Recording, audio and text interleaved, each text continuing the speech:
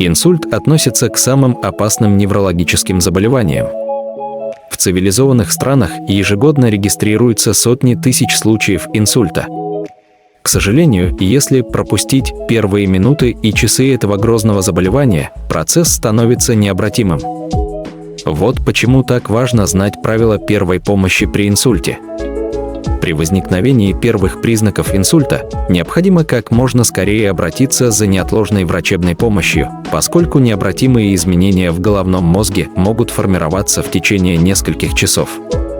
Для восстановления кровотока в органе врачи проводят реанимационные и терапевтические процедуры. После устранения жизнеугрожающего состояния назначается реабилитация. Неврологам известны два основных механизма возникновения инсульта. Это может быть закупорка артерий, питающей ткани головного мозга, или разрыв сосуда с кровоизлиянием. Как правило, при кровоизлиянии симптомы возникают внезапно, а необратимые изменения развиваются за короткое время. Возникновение инсульта в первую очередь связано с деятельностью сердечно-сосудистой системы, поскольку постоянное повышение артериального давления, атеросклероз и другие заболевания являются факторами риска нарушения мозгового кровообращения. К другим факторам риска болезни врачи относят сахарный диабет, вредные привычки и неправильное питание. Причины нарушения кровоснабжения мозга бывают разными. Первое. Тромбоз артерии, обусловленный аномальным свертыванием крови, атеросклерозом или длительным лежачим положением. Тромбы из сосудов нижних конечностей могут перемещаться в головной мозг и вызывать закупорка. Второе.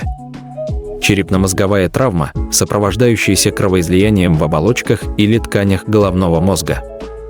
Третье. Закупорка сосуда инородным веществом, в норме не присутствующим в кровотоке. Это может быть капля жира, попавшая в кровь при тяжелой травме, пузырек газа, гной или другое вещество. Четвертое. Аномальное расширение сосуда с последующим разрывом его стенки. При аневризме истонченный участок стенки сосуда образует патологический карман, постепенно заполняемый кровью. Определение причины инсульта важно для проведения неотложного лечения. Итак, с причинами разобрались. Теперь перейдем к главным признакам инсульта. Первое. Проблемы с речью. Пациент не может проговаривать слова. Также нарушается понимание речи. При повреждении речевой зоны мозга человек не в состоянии связно говорить. Определить нарушение речи при инсульте у пациента можно по следующим признакам. Путаются похожие звуки. Отмечается нарушение в построении даже простых предложений. Наблюдается неспособность грамотно построить предложение. Отмечается заикание, частые повторения одних и тех же слов. Используются нецензурные выражения. Второе. Онемение лица и нарушение мимики. Чаще всего у пациента возникает одностороннее онемение лицевых мышц, проявляющееся искривленной улыбкой и смыканием века одного глаза. Третье. Нарушение подвижности верхних и нижних конечностей. При асимметричном параличе пациент не может поднять обе руки на одном уровне. Пораженная конечность вялая или неподвижная. Если слабость, то в одной половине тела, если нарушение зрения, то на один глаз. Это связано с тем, что при инсульте поражается обычно только одно из полушарий. И функции тела страдают по диагонали относительно поражения. Возникает мышечная слабость, любое движение дается с трудом. Попросите больного поднять обе руки. Опадает одна рука вниз. Четвертое. Нарушение походки и ориентации в пространстве. Если повреждается область головного мозга, отвечающая за координацию движений, то страдает походка больного, и у него появляются головокружения. Нарушается чувство равновесия, заболевший начинает запинаться на ровном месте и падать. Пятое. Ощущение тумана в голове или потеря сознания с развитием комы. Иногда больной при инсульте не может ориентироваться в пространстве и времени, нормально мыслить. У него снижается память и способность концентрировать внимание. сонливость или возбуждение, чувство оглушенности, иногда кратковременная потеря сознания. 6.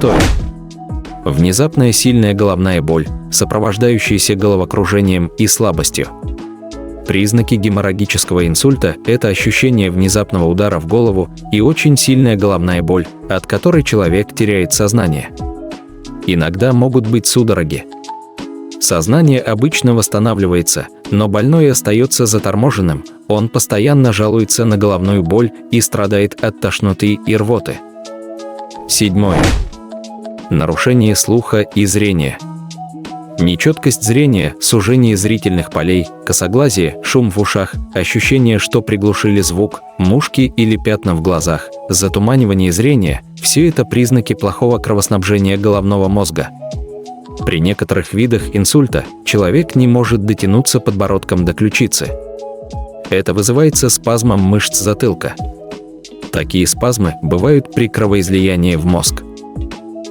Ученые выяснили, что такое заболевание, как инсульт, может иметь разные факторы риска в зависимости от пола. Мужчины чаще переживают приступ из-за атеросклероза, курения, алкоголизма, малоподвижного образа жизни. Женщины страдают от инсульта из-за сахарного диабета, мерцательной аритмии, ожирения. А вот гипертония – опасный фактор для обоих полов. Мужчины чаще, чем женщины, переживают инсульт в возрасте до 55 лет. Если присутствуют первые признаки, нужно как можно быстрее вызвать врача, не упустив время. И по телефону описать, какие симптомы есть у заболевшего. Во всех случаях необходимо как можно быстрее восстановить нормальное питание нейронов. Это остановит их дальнейшую гибель, поможет легче перенести болезнь и быстрее восстановиться.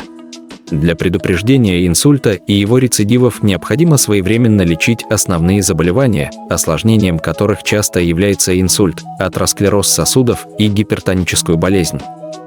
Также важно избегать сильных стрессов, отказаться от курения и алкоголя, больше двигаться и, конечно, регулярно посещать врача.